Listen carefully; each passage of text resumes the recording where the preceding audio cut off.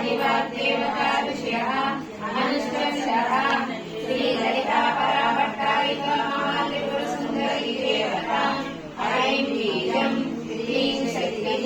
सौं कीलकं महाचतुर्विधफलपुरुषार्थसिद्ध्यर्थे विनियोगः ध्यानं सिन्दूरारुणविग्रहं त्रिनयनं माणिक्यमौलिस्फुरं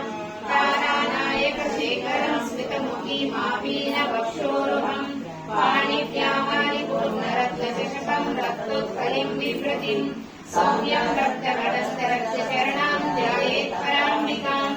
अरुणाकरुणातरङ्गिताक्षी धृतपाशां सुकृतप्रमाणचापम्